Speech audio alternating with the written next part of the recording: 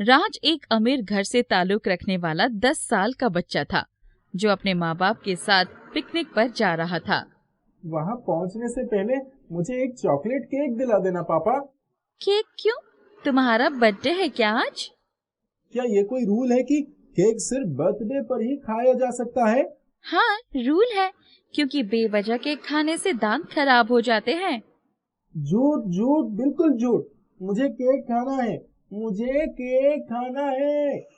अरे अच्छा अच्छा, खा लेना, शांत हो जाओ। राज अभी अपनी जीत की खुशी मनाना शुरू भी नहीं कर पाया था कि तभी एक बड़ा सा ट्रक आकर उनकी कार को टक्कर मार देता है। इस दुर्घटना में राज तो बच जाता है, पर उसके माता पिता की मौत हो जाती है।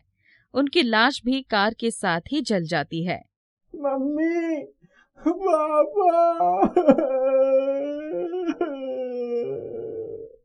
तुम कहाँ से आए हो? मम्मी, पापा। अरे ये बच्चा सदमे में है, ये कुछ नहीं बता पाएगा। देखो, इसके पास कोई आईडी हो तो इसे उसी पते पर पहुंचवा दो। वो लोग राज की जेब में देखते हैं तो उन्हें उसका आईडी कार्ड दिखता है। वो लोग उसे उसी पते पर पहुंचा देते हैं और उसके ताया मदन और ताई मीरा की दुर्घटना की बात बता देते हैं। आपका बहुत बहुत धन्यवाद कि आपने हमारे बच्चे को सही सलामत यहाँ तक पहुँचा दिया। हाँ, आपका ये एहसान हम कभी नहीं भूलेंगे। ये तो हमारा फर्ज था। वो दोनों उन लोगों के सामने तो अच्छा बर्ताव करते हैं, पर उनके जाते ही वो राज को घर से निकाल देते हैं। ये आप लोग क्या कर रहे हैं? वही जिसका हमें सालों से इंतजार था। आखिरकार हमें तेरे माँ बाप से छुटकारा मिला है। अब ये पूरा घर हमारा है। हाँ, इसीलिए फौरन यहाँ से चला जा। पर मैं कहाँ जाऊंगा? और फिर इस घर में मेरा भी तो हिस्सा है। जहाँ जाना है वहाँ जा, चाहे भाड़ में जा या चाहे अपने माँ बाप के पास चला जा। और रहे हिस्से की बात, तो ये है तेरा हिस्सा, ले पकड़ और निकल। कुत्ते वाले बिस्कुट। हाँ, तेरी यही औकात है, समझा? अब निकल यहाँ से। राज रोता हुआ वहां से चल देता है। तब उसे अपनी माँ की कही हुई एक बात याद आती है कि भगवान हमारी हर हाल में मदद करते हैं। ये सोचकर वो मंदिर की तरफ चल पड़ता है। मेरे पास और तो कुछ भी नहीं है, तो मैं ये बिस्कुट भी भगवान को चढ़ा दूंगा और बदले में अपना घर मांग लूंगा। पर जब वो मंदिर पहुंचता है तो देखता है कि मंदिर के बाहर एक अधमरा कुत्ता बैठा हुआ है। उसे उस पर दया आ जाती है और वो बिस्किट उसी कुत्ते को खिला देता है और मंदिर के अंदर खाली हाथ ही चला जाता है। हे भगवान, आप तो सब जानते हैं, मैं बिस्किट लेकर आया था, पर मंदिर के बाहर एक मरियल कुत्ता था जिसे मैंने वो खिला दिया। पर प्लीज आप मेरी बात मान लीजिएगा, मुझे मेरा घर दिला दीजिए, वरना मैं कहाँ जाऊंगा। अरे ये बिस्किट कहाँ से आया? लगता है ये भगवान जी का आशीर्वाद है। राज उस बिस्किट को लेकर बाहर आ जाता है। तभी वो बिस्किट बोल पड़ता है, मैं जादुई बिस्कुट हूँ राजा, और भगवान ने मुझे तुम्हारी मदद के लिए भेजा है। बताओ तुम्हें क्या चाहिए? मुझे तो बस घर चाहिए। अच्छा, तो ये लो। देखते ही देखते वो बिस्किट एक घर में परिवर्तित हो जाता है। ये देखकर राज बहुत खुश होता है और उस घर में चला जाता है। वो घर पूरा बिस्किट का बना हुआ था, इसलिए राज उसमें से बिस्किट लेकर खाने लगता है और सो जाता है। हाँ, सुबह हो गई, इतनी जल्दी? मेरे पास तो बिस्किट के सिवाय और कुछ है भी नहीं खाने पीने को। उसके इतना कहते ही वहां पर नाश्ता प्रकट हो जाता है। वो ये देखकर बहुत खुश होता है और मजे से नाश्ता करता है। फिर वो बाहर जाता है तो देखता है कि बारिश हो रही है और जानवर भीग रहे हैं। उसे जानवरों से बहुत प्यार था, इसलिए वो उनको घर में ले आता है। आओ आओ, तुम लोग परेशान मत हो बारिश में, आराम से रहो यहाँ।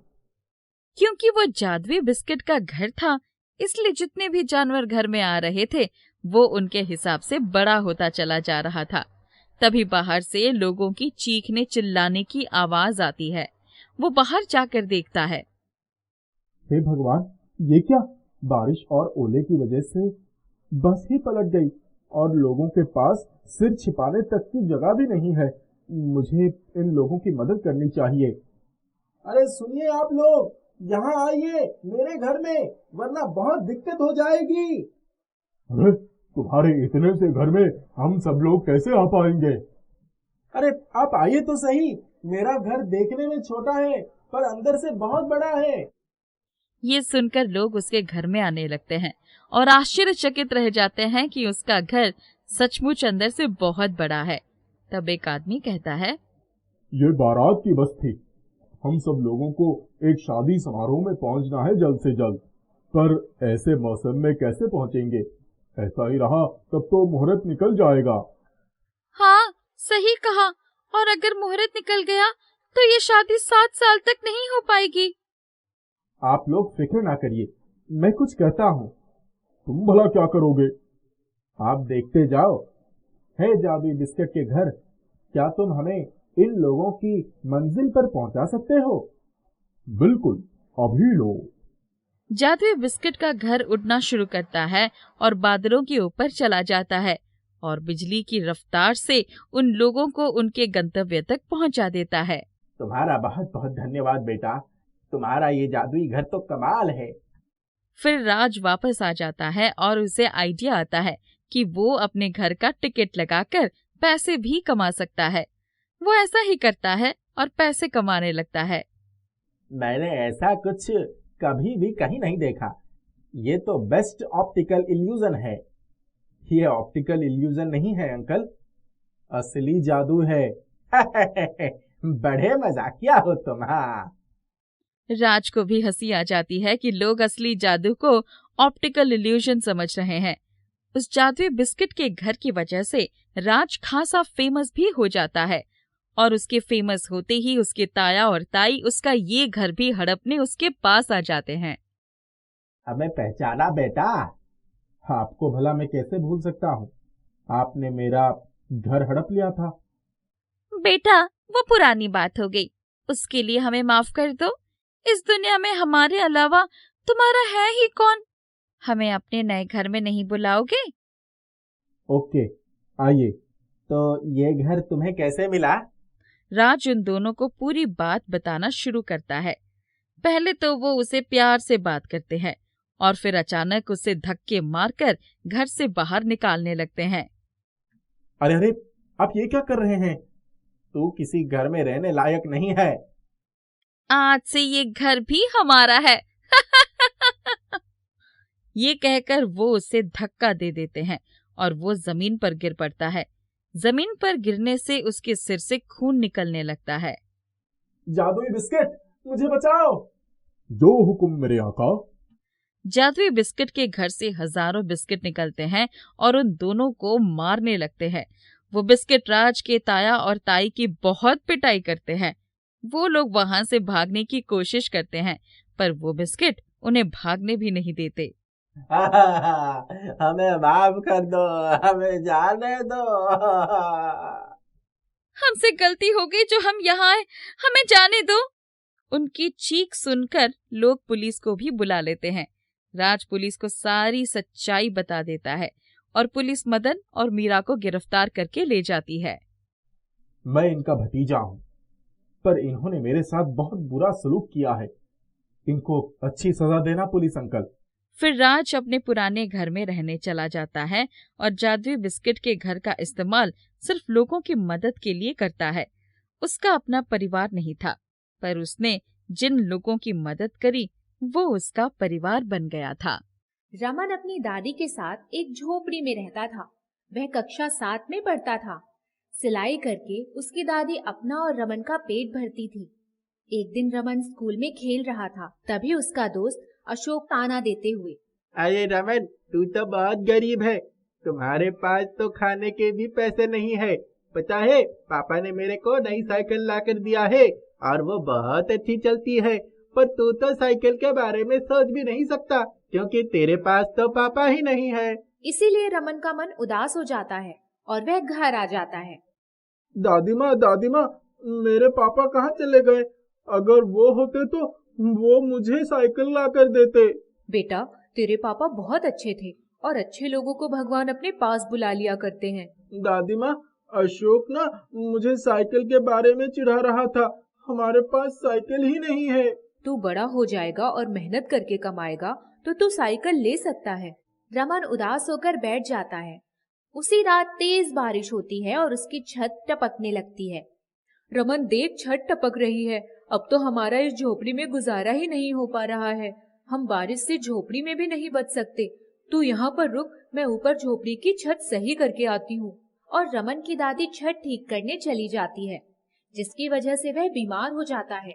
दादी माँ, आपकी तबीयत खराब है, मैं डॉक्टर से दवाई लेकर आता हूँ, आप यहीं रुकना। नहीं रमन, बहुत तेज बारिश हो रही है और अगर तुम जाओगे तो तुम भीगकर बीमार हो जाओगे। नहीं, अभी रहने दो, मैं ठीक हो जाऊंगी।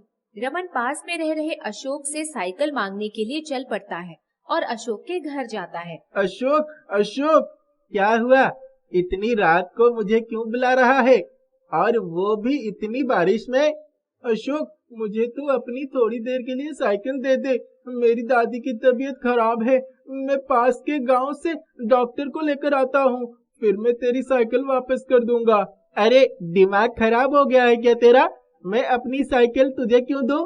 बारिश में भिगोने से वो खराब भी हो जाएगी, और तुझे तो साइकिल चलानी भी नहीं आती। रमन अपना मायूस मुंह लेकर घर वापस लौट आता है।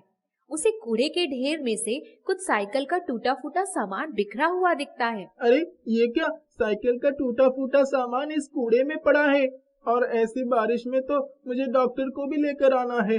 क्यों ना मैं इस सामान के ऊपर एक साइकिल बना लूं, जिससे पास के गांव में जाने में आसानी होगी। रमन कूड़े के ढेर में पड़े साइकिल के पुर्जों से टूटी हुई साइकिल बनाता है और उस पर बैठकर उसे चलाने लगता है। साइकिल लेकर घर पहुंचता है और दादी से कहता है, दादी माँ, मुझे एक पुरानी साइकिल मिल गई है। मैं अभी आपके लिए दवाई लेकर आता हूँ, उससे तुम ठीक हो जाओगी। और घर से निकल जाता है। थोड़ी देर में रमन डॉक्टर से दादी माँ के लिए दवाइयाँ लेकर आता है। रमन, तुम दवाई किसमें रख कर लेकर आए हो और तुम कैसे गए थे? दादी माँ, मैं दवाई जेब में लेकर आया हूँ और साइकिल पर गया था। पर यह कैसे हो सकता है? क्या हुआ माँ? यह दवाई भीगी ही नहीं, तुम भी नहीं भीगे, और बाहर तो इतनी तेज बारिश है। रमन सोचने लगता है और कहता है, दादी माँ, आप फिक्र मत करो, आपकी तबीयत ठीक हो जाएगी। आप ये दवाई लेकर आराम करो, नहीं तो आपकी तबीयत और खराब हो जाएगी। दादी माँ अंदर आराम करने चली जाती है। रमन साइकिल पर लगी कीचड़ को साफ करते करते सोचता है कि काश उसके पापा होते तो कितना अच्छा होता, फिर उन्हें किसी भी चीज की दिक्कत नहीं होती। तभी दरवाजे पर से किसी की आहट आती है। रमन दरवाजा खोलकर देखता है तो उसके पापा सामने खड़े थे। पापा, आप मुझे छोड़कर कहाँ चले गए थे? आपको पता है मैं आपको कितना याद कर रहा था। आवाज सुनकर दादी भी वहाँ पहुँच जाती है और उसको गले से लगा लेती है। बेटा, तुम यहाँ कैसे? बता नहीं माँ, मैं यहाँ कैसे आ गया? मुझे ऐसा लगा जैसे कोई चीज मुझे यहाँ खींच कर ले आई है। माँ, मैं यहाँ नहीं रह सकता। अलमारी में कुछ पैसे रखे हैं जो तुम्हारी काम आएंगे। अपना और रमन का ख्याल रखना। और वहाँ गायब हो जाता है। रमन, तुम्हारे पापा अचानक से कैसे यहाँ आ गए, कुछ समझ नहीं आ रहा। और ये जो अलमारी में पैसे रखे हैं, इन्हें हम कैसे उपयोग में लाएं कि हम उनसे कुछ काम कर सकें और बड़े पैसे कमा सकें। माँ, आप चिंता ना करें, मैं उनसे कुछ सब्जियाँ लेकर आऊंगा, और मेरे पास साइकिल है। मैं सब्जी उस साइकिल पर रखकर बेच भी दिया करूंगा, जिससे हम कुछ पैसे कमा सकेंगे। रमन उन पैसों में से कुछ सब्जियां लाता है और साइकिल भी ठीक कराता है, जिससे वह सब्जी बेचना शुरू कर देता है। तभी उसको एहसास होता है कि साइकिल टूटी होने के बावजूद भी बहुत तेज चल रही है। अरे, ये क्या? मैंने तो अभी तक एक पेडल भी नहीं मारा था, और ये साइकिल मुझे इतनी दूर ले आई। ये कैसे हो सकता है? कहीं ये साइकिल कोई जादुई साइकिल तो नहीं? और वह दोबारा पेडल मारता है तो साइकिल इतनी तेज चलती है जैसे वह हवा से बातें कर रही हो। अरे, ये साइकिल तो एक जादुई साइकिल निकली। और घर जाकर अपनी दादी माँ को सारी बात बताता हूँ। तू पागल हो गया है क्या? साइकिल भी जादुई होती है क्या? माँ, ये साइकिल जादुई है। अगर यह जादुई है तो उड़ कर दिखा। रमन साइकिल को उड़ने के लिए कहता है और वह उड़ जाता है आसमान में। यह नजारा गांव के सभी लोग देख रहे थे और तालियां बजा रहे थे। रमन उनको हवा में उड़ाकर साइकिल के कारनामे दिखाता है और उनसे पैसे कमाता है। आसमान के रास्ते में भी गांव वालों के सारे काम भी कर दिया करता था, जिससे गांव वाले उससे बहुत खुश होते थे। इस पर अशोक इन सब बातों से खुश नहीं था। अरे, रमन के चर्चे तो पूरे गांव में हो रहे हैं। इस साइकिल की वजह से आजकल इस रमन के भाव इतनी बढ़ गया है। मैं ये होने नहीं दे सकता, मुझे कुछ करना ही पड़ेगा। क्यों ना मैं इसकी साइकिल ही तोड़ दूं। ना रहेगी साइकिल और ना रहेगा रमन का नाम। इस साइकिल की वजह से ही तो रमन चर्चे में है। एक रात अशोक रमन की साइकिल चुराने के लिए उसके घर पहुंचता है और उसे उठा लेता है। इस साइकिल को अगर मैं यहाँ तोड़ूंगा तो रमन को पता चल जाएगा। इसको पास के जंगल में लेकर जाऊंगा और वहाँ तोड़ दूंगा। और अशोक रमन की साइकिल लेकर जंगल की ओर चल पड़ता है। अशोक जितना उस साइकिल को तोड़ता है, वह अपने जादू की वजह से जुड़ जाती है। वह उसको जलाने की भी कोशिश करता है, पर साइकिल जलते जलते बुझ जाती है और फिर अपने रूप में आ जाती है। अरे, ये तो बड़ी अद्भुत साइकिल है। इसको जितना तोड़ने की कोशिश कर रहा हूँ, ये फिर जुड़ जाती है। एक काम करता हूँ, इसके ऊपर बैठकर मैं इसको ठोक देता हूँ, जिससे ये साइकिल बिखर जाएगा। अशोक जैसे ही साइकिल पर बैठता है, साइकिल तेज घूमने लगती है और अशोक उस पर से उतरने की कोशिश करता है, पर नाकाम रहता है। अरे, ये साइकिल क्या कर रही है? मुझे बचाओ, मुझे बचाओ। पर साइकिल नहीं रुकती और उसको हवा में ले जाती है। वहाँ से साइकिल अशोक को उल्टा कर देती है, जिससे अशोक बहुत डर जाता है। अरे साइकिल, मुझे माफ कर दो। मैंने तुम्हें बहुत परेशान किया है। मुझे छोड़ दो। आगे से ऐसा नहीं करूँगा। प्लीज मुझे छोड़ दो। पर साइकिल उसको नहीं छोड़ती और उसको तेज घुमाती है। कभी हवा में लटकाती है, कभी जमीन पर पटकती है और साइकिल अशोक को रमन के दरवाजे पर ले जाकर छोड़ देती है। रमन, मुझे बचाओ, मुझे बचाओ। अपनी साइकिल से मुझे बचाओ। रमन घर से बाहर आकर देखता है तो साइकिल उसको बहुत तेज घुमा रही होती है। रमन, मैंने लालच में आकर तुम्हें उल्टा सीधा कहा और तुम्हारी साइकिल को भी चुराने की कोशिश की। मुझे माफ कर दो। ये साइकिल मेरी जान ले लेगी। रमन, प्लीज मेरी मदद करो। मुझे इस साइकिल से बचा लो। साइकिल, साइकिल, अशोक को अपनी गलती का एहसास हो गया है, उसे माफ कर दो। और साइकिल शांत हो जाती है। रमन और अशोक अच्छे दोस्त बन जाते हैं और रमन साइकिल से अपनी सब्जी बेचने का काम करता है और दूसरों की मदद करता है। रमेश एक खाने का होटल चलाया करता था। उसका होटल ज्यादा नहीं चलता था। छोटा सा होटल होने की वजह से कम ही ग्राहक उसके पास आया करते थे। राजू उसके यहाँ काम किया करता था। साहब, खाना तो बना लेते हो, ग्राहक तो आते ही नहीं। तेरा काम खाना बनाने का है, तू खाना बना। ग्राहक आना और ना आना बाद की बात है। तू अपने काम पर ध्यान दे, बस। काम पर ही ध्यान दे रहा हूँ साहब, ग्राहकों को भी देखना तो मेरा काम है। बहुत ज्यादा बोल रहा है। छोटा मुंह और बड़ी बात साहब, पर रोज इतना खाना बचता है, बनाने का क्या फायदा। सही कह रहा है तू, रोज इतना खाना बच जाता है पर ग्राहक कोई नहीं आता। लेकिन क्या करूं, इसके अलावा और भी तो कोई काम नहीं कर सकता। मुझे और कोई काम आता भी तो नहीं है। रात बहुत हो गई है साहब, मैं घर जाऊं? अब तो कोई ग्राहक आने वाला नहीं है। ठीक है, अब तू घर जा, मैं देखता हूँ कोई आएगा तो। रमेश ऐसे ही बैठे सोच रहा था। उस दिन भी कोई ग्राहक नहीं आया। उसने वो खाना एक थैले में भरा और वहां गया जहां गरीब लोग रहा करते थे। झोपड़ी में जाकर उसने देखा कि कुछ लोग भूखे पेट सो रहे हैं। ये खाना मैं फेंकने जा रहा था, पर इससे अच्छा है कि कोई इसको खा ले। ये गरीब लोग ही अपना पेट भर ले, वैसे भी तो ये फिकेगा ही। चलो मैं इन्हीं को दे देता हूँ, पैसे तो किसी भी सूरत नहीं मिलने।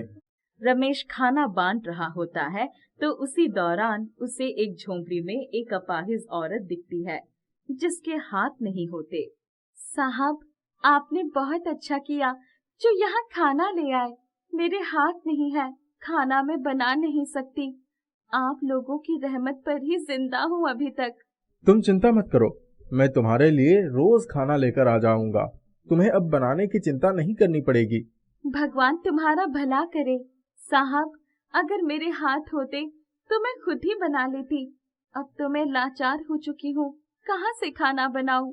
जो खाना रात को रमेश के होटल में बच जाता था, वो प्रियंका को रोज लाकर देता। ऐसे ही उसे कई दिन हो गए।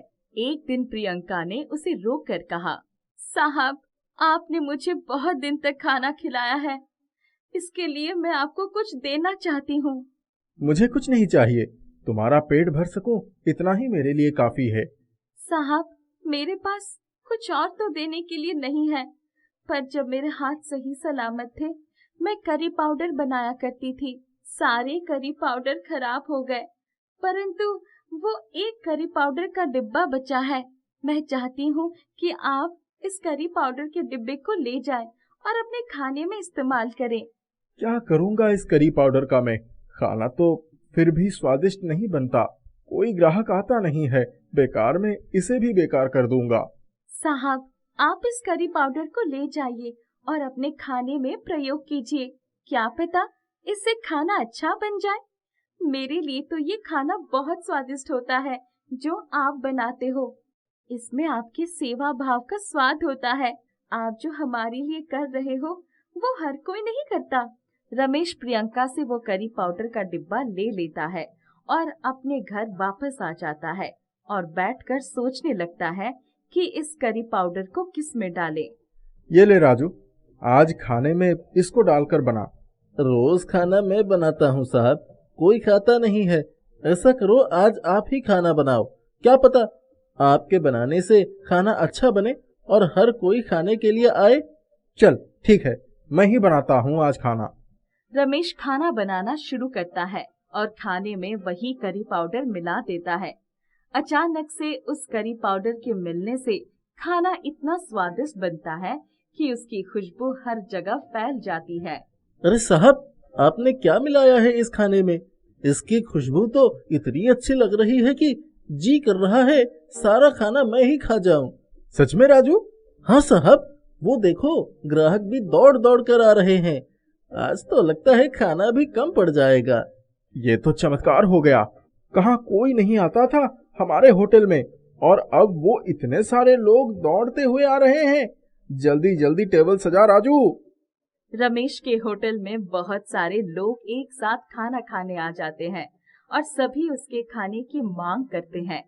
सभी पेट भर खाना खाते हैं और खाने की बहुत तारीफ करते हैं। रमेश दोबारा खाना बनाता है, परंतु जितना मसाला उसमें डालता था वो मसाला और बढ़ जाता था। खाना भी बहुत स्वादिष्ट बन जाता था। ये सब क्यों हो रहा है?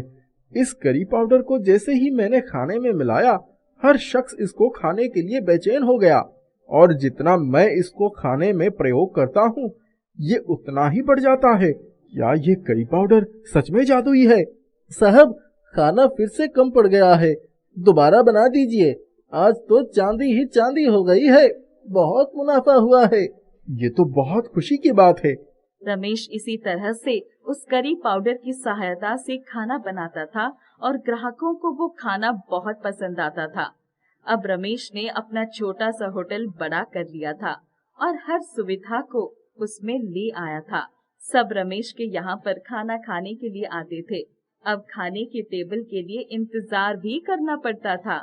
राजू, जल्दी से खाना बनाने में मेरी मदद कर। पर साहब, ग्राहक तो अब कहाँ आएंगे? हमने तो दुकान बढ़ा दी है, आप रोज एक्स्ट्रा खाना क्यों बनाते हैं? राजू, आज मैं जो भी हूँ इस एक्स्ट्रा खाने की वजह से ही हूँ। इस एक्स्ट्रा खाने को मैं नहीं छोड़ सकता। जल्दी जल्दी इसे थैली में पैक कर दे और मैं जा रहा हूँ। दुकान बढ़ाकर आ जाइयो। पर आप कहाँ जा रहे हो? रोज इतना सारा खाना पैक करवाते हो और कहाँ लेकर जाते हो, पता ही नहीं चलता। ये खाना ही तो है जिसने मुझे जादुई करी पाउडर दिया है। इसी करी पाउडर की वजह से ही तो मैं आज इस मुकाम पर पहुंचा हूँ। अगर मैं ये खाना गरीबों में नहीं देता तो इनकी दुआ जादू के रूप में मुझे नहीं मिलता। मैं कभी भी गरीबों को खाना खिलाना नहीं भूल सकता। रमेश इसी तरह से रात को उस करी पाउडर से खाना बनाकर गरीबों को खिलाता था और प्रियंका के लिए खाना लेकर जाता था। वो आज बहुत अमीर हो चुका था, परंतु उसने अपनी अच्छाई नहीं छोड़ी थी। वो गरीबों का चहेता बन चुका था।